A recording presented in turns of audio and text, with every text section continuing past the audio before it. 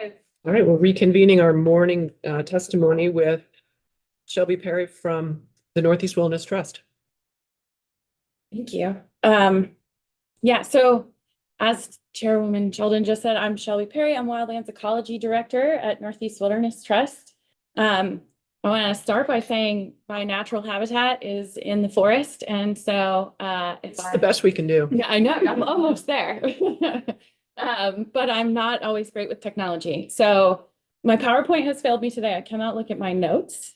So I'm going to wing it with you all. And I think I will remember most of it. The good news is I converted all those notes directly to the written testimony that I submitted. So hopefully if I forget anything, you'll still get it.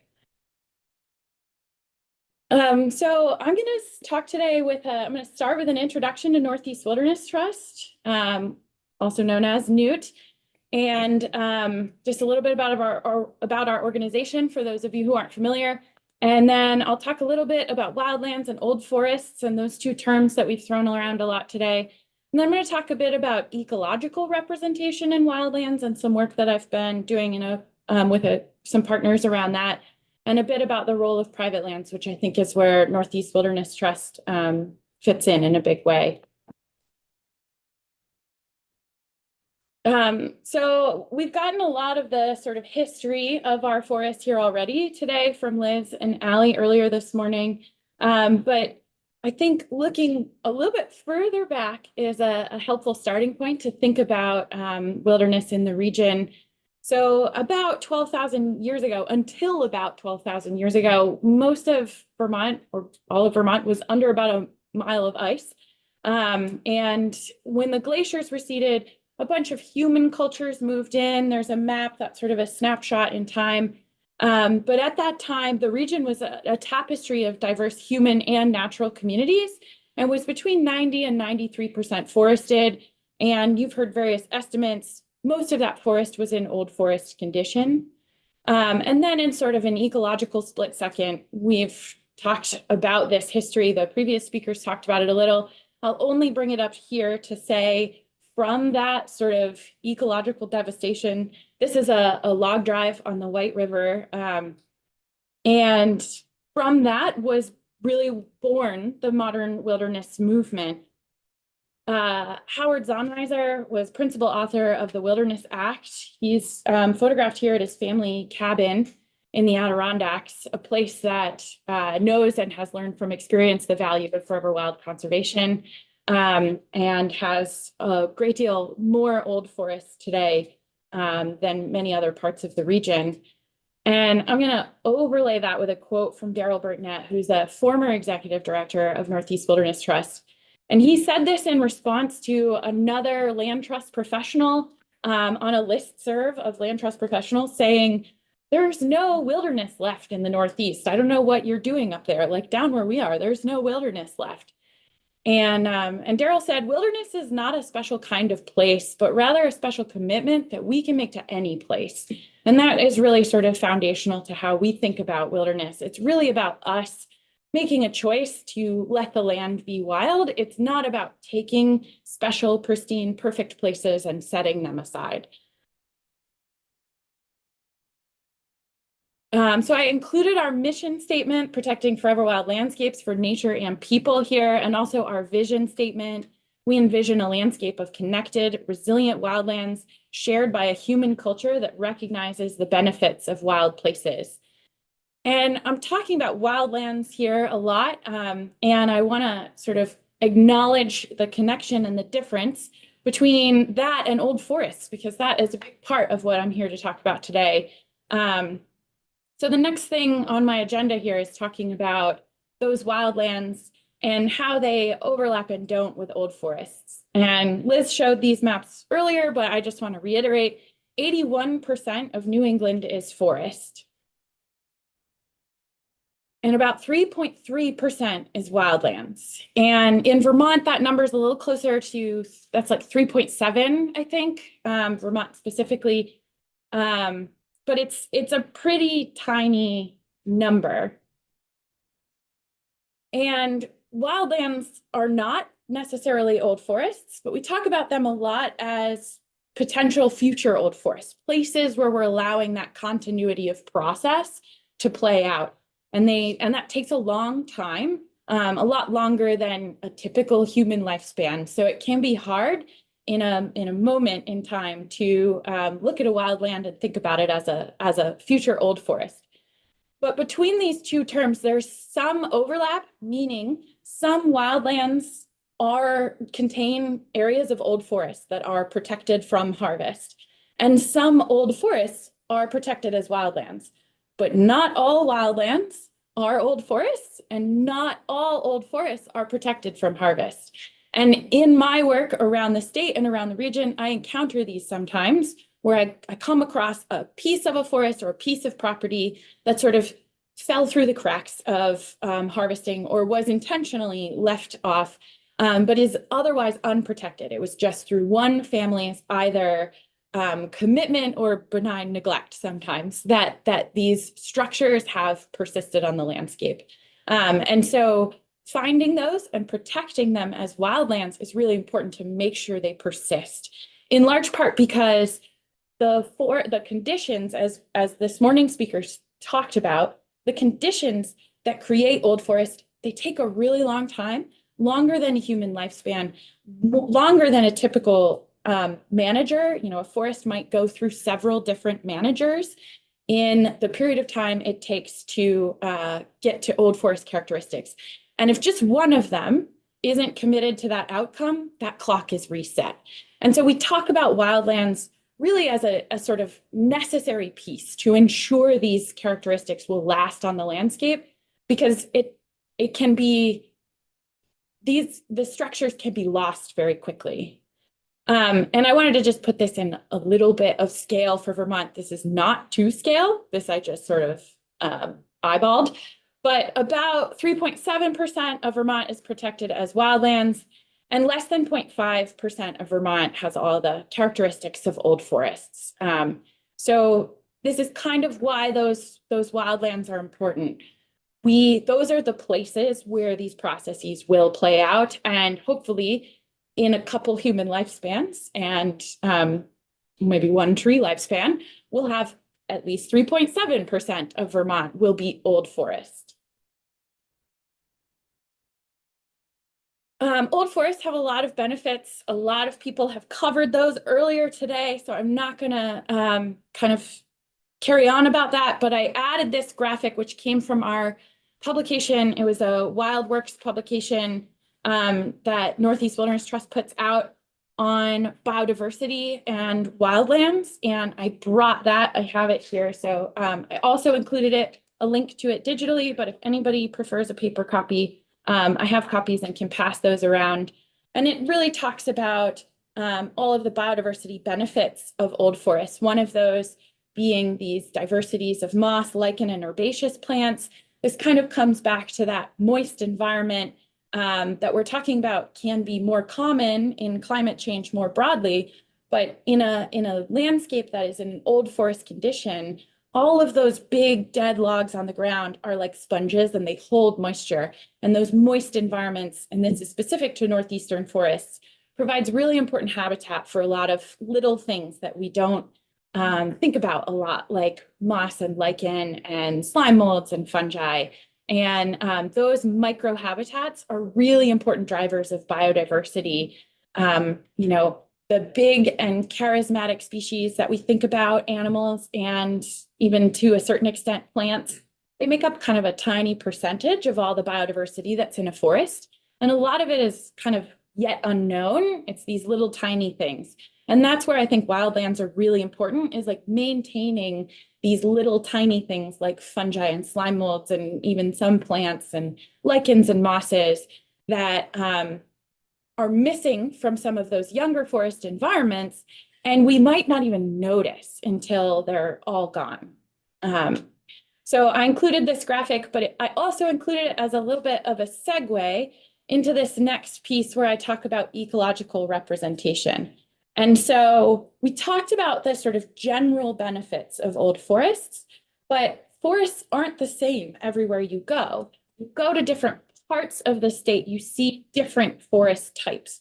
And there are broad goals for old forest, the VCD goal, the Vermont Conservation Design goal, which is the Design for the Ecologically Functional Landscape in Vermont, sets an old forest goal of about 15% of the highest priority forest blocks, which works out to about 10% of the state.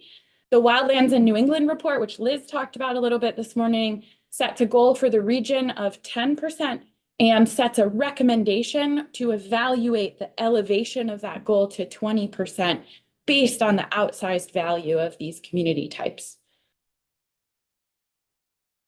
Both of those designs, I should note, mention at some point that these wildlands and old forests should be broadly representative of the forest types in the region. And so this is that target of VCD spelled out 15% of the matrix forest within highest priority forest blocks in each biophysical region. I'm going to break that down just a little bit.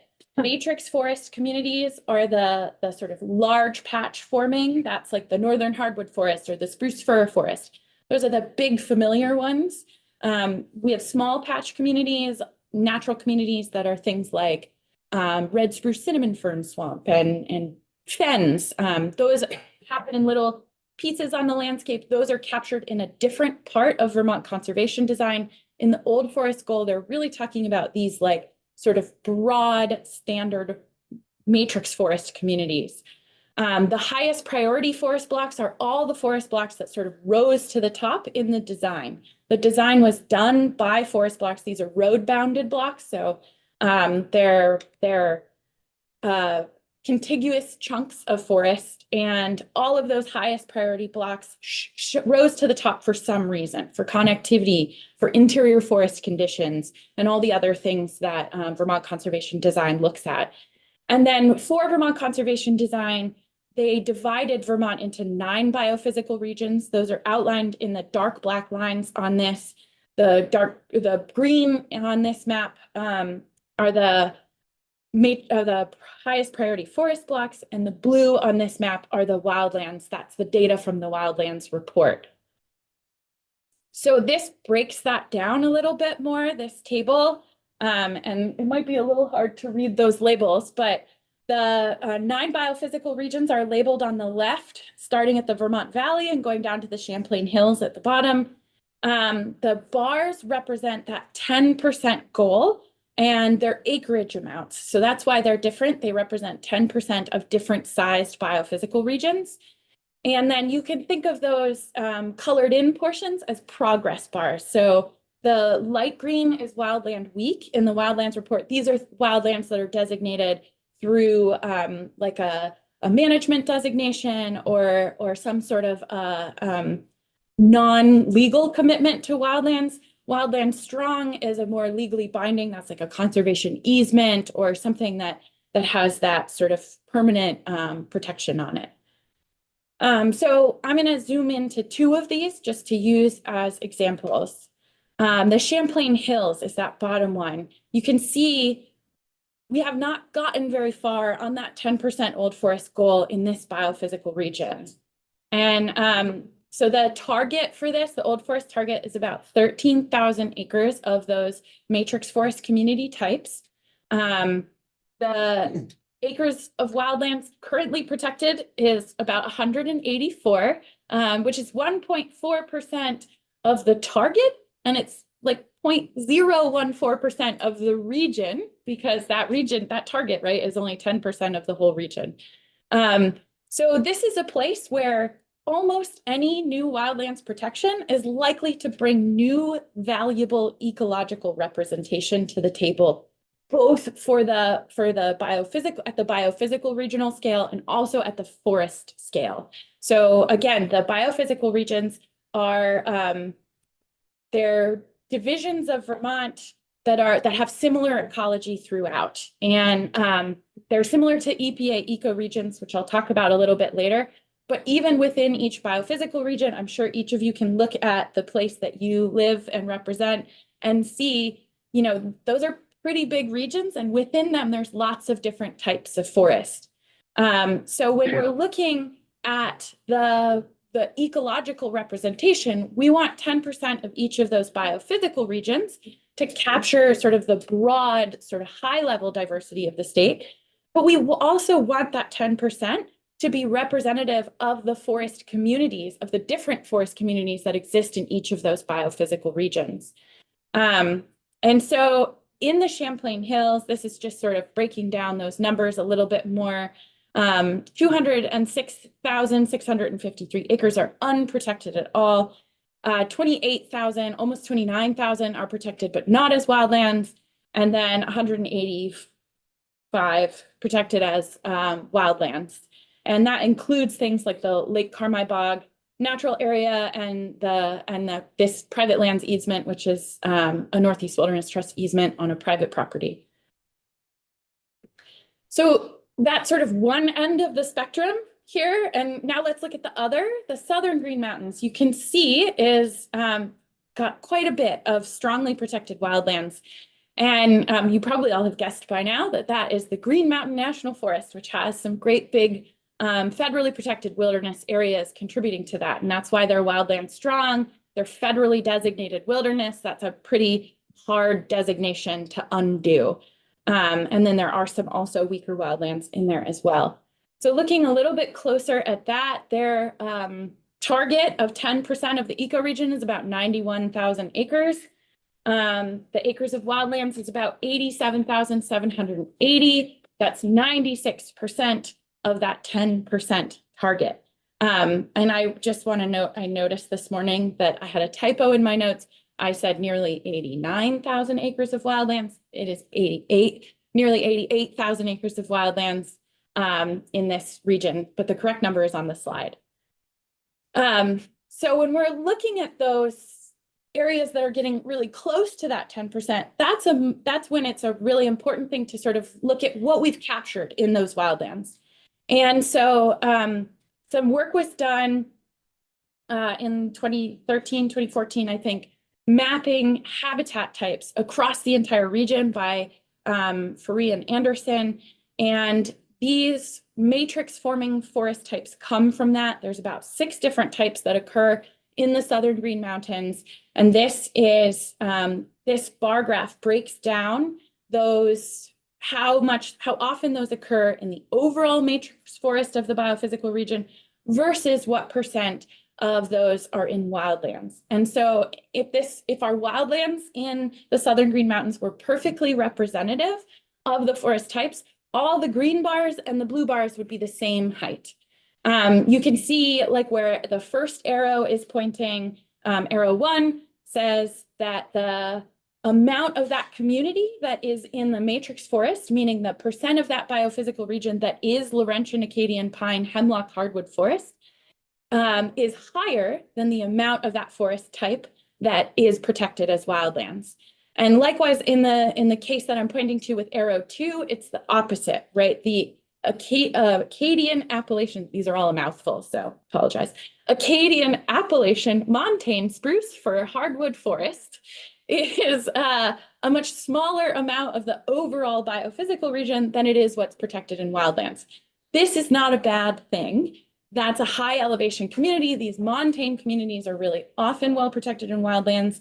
They're often pretty sensitive ecosystems and pretty important for ecological reasons. So it's great that we've done a really good job protecting these communities, but we want to make sure we don't miss some of these other communities that aren't well represented in our wildlands.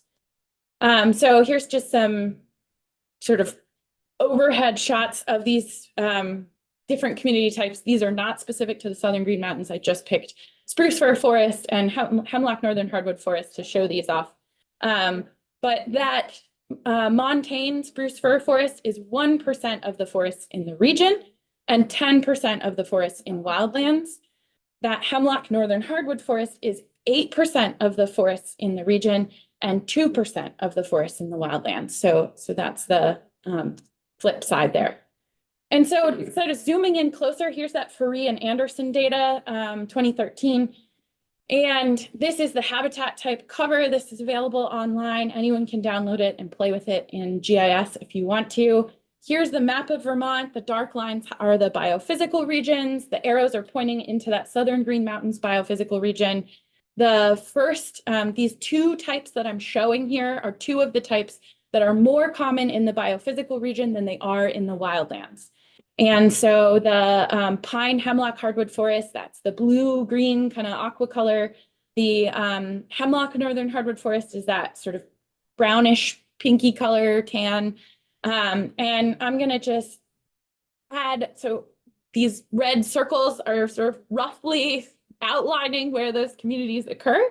And then I'm going to crop this Furry and Anderson data to just the Green Mountain National Forest and federal lands. And so what you can see from this map, and my squiggles were rather rough, so there's not a lot of these community types in the already protected federal lands to, you know, elevate those protections to capture those forest types. So if we want to capture all of the diversity of this area of the state, we need to do some work outside of the national forest.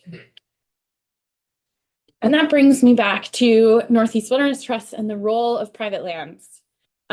You all know certainly that Vermont is, I think, something like 70% privately owned, or maybe it's more than that. I don't know this number, but it's a lot. And so if we want protections on our forest types by our representative of all our ecoregions and forest types, we need to be working with private landowners to get there. This map shows the percent wildland by ecoregion. So I spoke earlier about the biophysical regions being similar to EPA ecoregions. Those are limited to just Vermont. So these ones are, if you're going to look at the regional scale, you need to look at the EPA ecoregions. But for all intents and purposes, they're roughly the same. They're a little bit different because these ones ignore state boundaries and don't break it up into quite the same. But this map is those EPA ecoregions looking at the entire region, color-coded by percent wildlands. You can see the places where that 10% goal has been met are the Adirondack Park, the Catskills, the Allagash Wilderness Waterway. Not doing great in other areas outside of mostly the mountains and the northern forest. That 2 to 10% covers sort of the major mountain range, the Western Main Mountains, the Green Mountains, the White Mountains show up. We've done a decent job protecting wildlands in mountains. But those 1 to 2% and the less than 1% ecoregions shown here across the whole region sort of paint a little bit of a different picture. And so when we are talking about the species that benefit from old forests and the features of old forests that are really important, those are different depending on whether you're at a low elevation like the Champlain Valley or at the top of the Green Mountains. And we want to make sure we're capturing that whole suite. And so I'm using this photo. This is not an old forest, but this is a Champlain Valley forest to show a little bit of some of these differences. And here's one that's in that Southern Green Mountains ecoregion. This is in the... Slides are slightly behind you. Oh, I mean, they're delayed. I will wait. This is great. I'll get on the right page of my notes. I just had one kind of question observation. The Adirondacks looks great, but it looks like the entire park boundary, which, you know, we know there's inholdings and different land uses within there. Yes. So it's not, yeah. So, it's greater than 10%. So it's the ecoregion that greater than 10% is protected as wildlands. The ecoregion of the Adirondack Park essentially follows the park boundary because that mountain range, the Adirondacks is very round, as you know, and fills that basically that whole ecoregion. So that color-coded map, which I would go back to, but I'm afraid I won't catch up, Go back. is really just saying within that whole park boundary, we have exceeded the 10% wildlands sort of threshold. You know by how much? Does Liz know? No. No, although I do know that so the wildlands report calculated 3.3% wildlands for all of New England. When you include New York, it's more like 6%. So it's New York State is sort of doubling the protected wildlands of New England by itself. Representative Pritchard. Is a wildlands designation lost if timber harvesting occurs? Is that So wildland is a in the way that I'm using it is a place that is protected from a timber harvest. So it's a place where timber harvest is precluded. So for example, when we protect land at Northeast Wilderness Trust, we put a conservation easement on it that says no timber harvesting. And if that occurs, that's a violation of the easement. That's enforceable by the Attorney General, by us as the easement holder. There's legal remedies to us. So the same would apply to the entire Green Mountain National Forest? No, only the wilderness areas. Okay. Yes. So when I was showing that flipped to the national forest, that was not the national forest wilderness areas. That was that was all federal lands. And I was making the point that upgrading protections on those other federal lands is still going to miss those lower elevation forests. Yeah. So here's one of those forests in the southern Green Mountains, which hosts a different suite of species, different tree species, different plant species. And here's a spruce fir old forest. Well, you'll get there. Which is beautiful, big mossy log. And when you see it, you'll be surprised. There it is. Oh, hooray.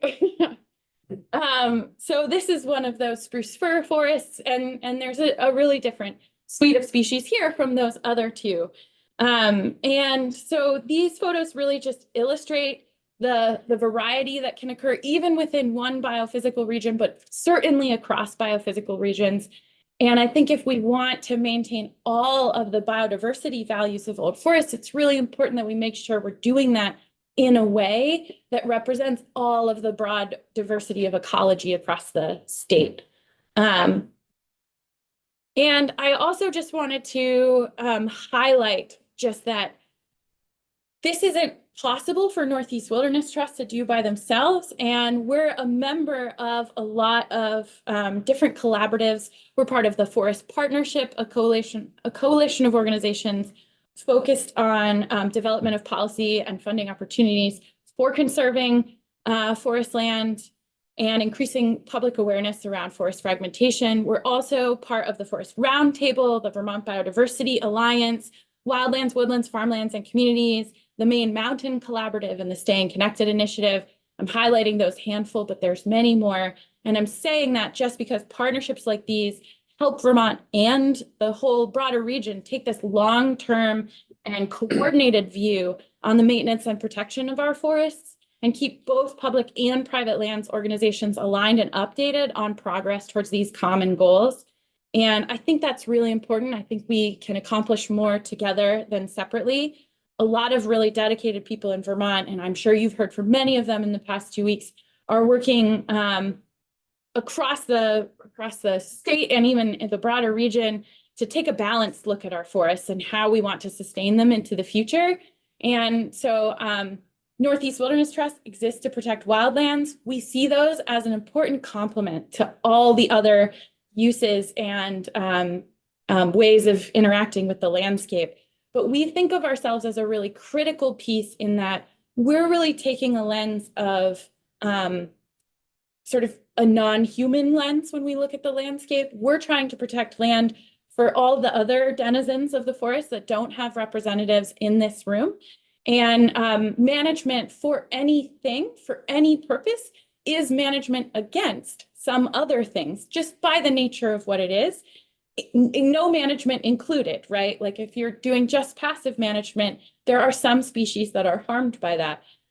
So taking that balanced look and just being open to all the different partners, I think is really important to accomplish what we want to accomplish in terms of protecting wildlands and representative wildlands in our state across public and private lands. And I think that's all I have for PowerPoint. How am I doing for time? Great. Good. Thank you for that. Representative Tagliavia. Wildlands, old forests, and young forest. We have the need for young forest. Like Representative Pritchett said, we have the need for forest products. Yes. How do we keep them from locking horns? How do we allow access to the young forest, keep young forest, and allow forest products to be a thriving market in this state, which has been around ever since before the state was a state. Yeah, I mean, I don't think it's an easy question to answer, and I'm not sure I'm the best person to answer it, but from my perspective, I think all of our choices convey our values, and when we choose to make space for old forests, we're conveying a value of some of the things that rely on those old forests. And it may have an impact on other values that we have, like wood products and young forest, but it does not cancel them out. You know, we can have both, and we just have to be really thoughtful about how we interact and do these things on the landscape. I think our use of wood products is really important. I also think technology is always changing efficiencies and abilities to do things. And if we can find better and more efficient ways to use wood products and better, more efficient forestry practices, then we can save some lands as wildlands while maintaining economically viable, profitable timberlands that are that is a sustainable market into the future. I know New England Forestry Foundation is doing a project in, I think, Maine right now, where they got some funding to try to protect existing old forest within the industrial timberlands and apply climate smart forestry practices to other active timber or active managed lands to try to offset some of that, the loss that would come from not harvesting those old forests. I think it remains to be seen how well they're able to offset that loss. But what I will say is that I think we could be more efficient in the way we use wood products and the way that we sell and market them. And I think there could be ways for more sort of old forest friendly forestry. There are ways you can get old growth friendly certified forest products. And if we speak with our consumer dollars to use products that are either recycled or certified old forest friendly or old growth friendly, we can convey a value that will translate into markets reacting, right? And hopefully leaving space for some forests to grow old. How do you view wildlands and old forest existing with young forest? One right next to the other, or kind of in some sort of a graduated stage?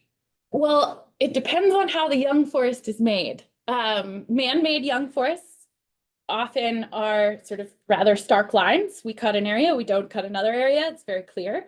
And young forests can exist within wildlands from natural disturbance. So you get a big blowdown or something like that, you'll get young forests coming up. Other makers of young forests are beavers. They will sometimes clear large areas and they come back in young forest. Also, when a beaver pond or dam is abandoned and reverts to meadow, it often stays meadow for a really long time, but will eventually go back to young forest. So those will be gradations, more often than not in the natural disturbance. And then the man-made young forest often can exist sort of right next door.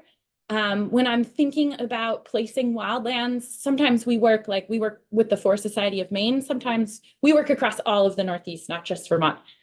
So we work with the Forest Society of Maine sometimes when they're doing a large working forest easement to set aside an old forest block. And people say, oh, do you want the timberland right next to your wildland? Don't you want a buffer? Well, actually, I want that buffer to be the timberland, right? Because the alternatives are non-forest or agricultural or something else. So I think those forestry lands make great neighbors for wildlands, and often the wildlands are sort of the hardest to get to or middle part of a parcel, and then the timberland will be the surrounding, and it buffers that wildland from some of those more intensive land uses like development and agriculture. and provides, there are a lot of species that rely on managed forest for forage, a lot of animal species that really prefer to den in the old forest, in the wild forest, where there's less frequent human disturbance. So having those two things side by side, I think is a benefit, not a tension. But it all depends on context for sure. Richard? How would you describe, or what do you think describes you most? Are you a conservationist or are you preservationist? What? I'm going to say conservationist, and I'm going to say 'Cause that. I'm trying to figure this out. Yeah, I'm going to say that very strategically because I think a lot of people think of old forest and wildland conservation as a goal of sort of protecting, and I maybe added to this by starting with that history, protecting like a museum of the old forests of the region, right? A thing that used to be here that we are trying to like make a little museum specimen of. But I think at Northeast Wilderness Trust specifically, we really are about protecting wildlands, just sort of letting nature call the shots and not, and saying like there's parts of the landscape where nature should just play out. And that can go any number of ways, right? Ali talked about novel ecosystems. We're not going in and saying like, this is what should be here, this is what shouldn't. We're just sort of letting what happens happen. I think that's important just for me personally, like my, from an ethical standpoint, I feel strongly that just there should be places where humans try to sort of show some restraint and not make sweeping changes to the landscape. But also from a scientific perspective, I think it's really valuable because when you're taking these interventions, you're often trying to imitate natural processes and get a certain impact. And if we don't have places where we're not making interventions, how do we know if our interventions are having the intended impacts? We have to have a baseline. Yeah. And so I think of wilderness as a baseline. Is it fair to say your focus is on preservation, but you have a tolerance for conservation? Would that be fair? Well, I guess this comes down to how you define those two words. And so before I could answer that, I feel like I need you to give me your definitions of each of those. I'm not sure that that's the relevant thing with this witness. Liz, did you want to add something? To address that and other questions, this report, Beyond the Illusion of Preservation, addresses right. some of that. We've got copies of that up here, but this is a recent report. And the illusion of preservation that they're referring to is the idea that we can preserve forests and everything will be great. It misses the point that we need wood products. So this report looks at that whole balance, how all of these pieces can fit together and do fit together. And what you're talking about, that we need these baseline sites, we need old forests, we need wildlands, and we need young forest, and we need forest products. All of these, how do these things all fit together? And it talks about how to get there, how like just what are the steps to get there, and considering how we use wood products, efficient use, so all of those kinds of things are brought into it. It's a really nice piece of research, and I would suggest reading it. Can I add something too? So we actually have a really elegant model for thinking about different types of management from passive to active across the landscape. It's called the Triad model, developed by Seymour and Hunter in the 90s. And so it's this idea that we have areas that we leave alone, right? Old forests, old growth forests, we keep them, maybe rare natural communities, right? Unique sites that don't need and we don't want to intervene. Then we have an area that we do ecological forest management. So maybe it's a lighter touch. Maybe we're thinking about how to enhance some of these characteristics. And then we have areas that maybe are more intensively harvested because we recognize that we need wood products. And as I mentioned, I work with carbon a lot. The danger we have if we said, oh, we're going to not harvest anything, we want to keep all the carbon in the woods, we buy that wood from other places. And that means the carbon benefits that we were hoping for are negated because that wood is coming from maybe the southeast United States pine plantations, maybe it's coming from tropical rainforest. We actually have higher emissions of greenhouse gases because that material needs to be transported further.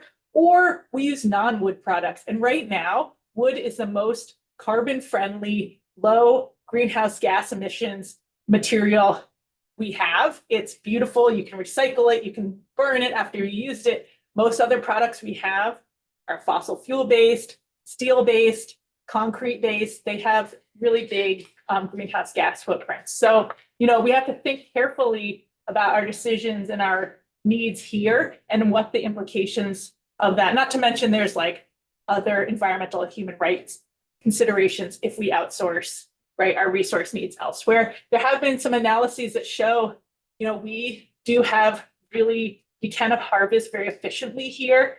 We grow lots of really good wood and you can harvest a lot of material off a smaller area. Compare that to places like the Amazon rainforest. They will harvest hundreds of acres to get a few specific trees. It's just not the same type of wood product. We call it a wood basket here.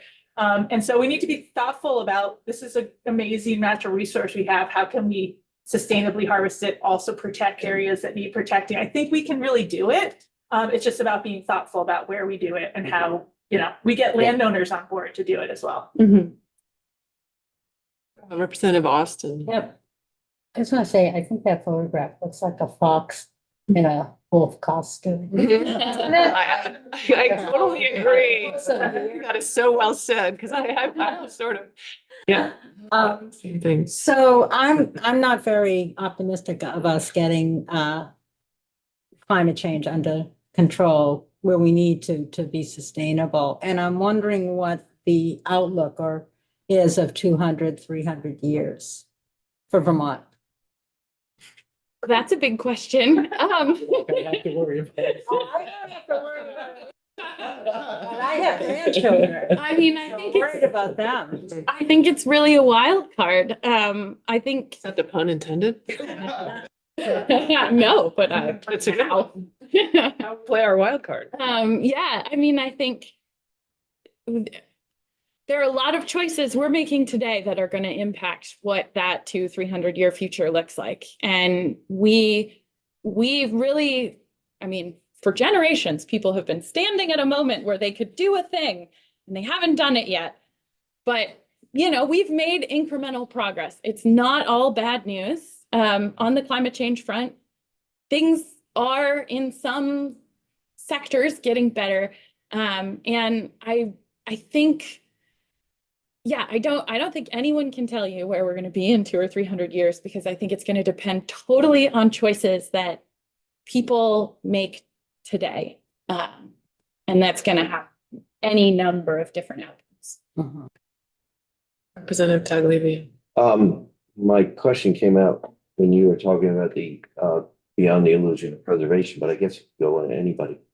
Where has population growth in the state of Vermont fit into this? Because we know that we need to maintain our population, get young people to stay here, become involved in the trade, stuff like that, for the growth of our population. Where does population growth fit into this?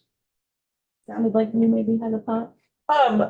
Well, I think it's one of these trade-offs we have. I thought you were going to go to, also we need housing, Yes. right? And so that involves Wood products.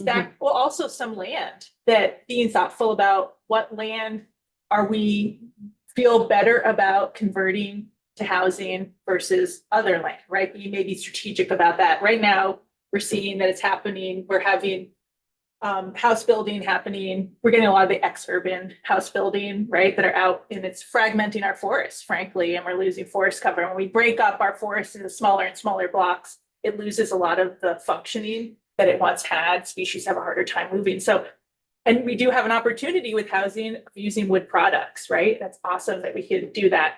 What we need in that intermediary is ability to have mill infrastructure, right? We're losing timber mills locally. We don't have a lot of wood manufacturing to make some of these, like you've probably heard of, like mass timber, right? Of actually we could build larger buildings out of wood, and it's happening. But we can't do it here very well. Well, did I hear you hint that we need more mills in this state and that maybe we should hint, Absolutely. ease I up on some of the regulations Right so we now- don't have to Well, I'm strip it? I cannot advocate for any as extension, advocate for any legislation, but I'm providing the, the science and the background of like the status right now. A lot of wood is traveling really far, right? That's a fact of the matter. It's We're very, leaving and then coming back in a different form. absolutely. It's very hard for a builder or a homeowner to source local wood. It's very hard to identify. There are a couple outfitters around that you can go and find wood, that they know the source, but for the most part, that's really challenging. I would love to see something like that where it's easier for folks like we have with our food landscape here, be able to buy local wood, came off current use That's property. exactly my do point, yeah. Something awesome like that. But yeah, we're certainly seeing mills closing. And that's, a challenge for getting material and getting local wood products. Yeah. Right, so we're gonna end it there. Thank you all for your presentations. Really appreciate it. Thank you.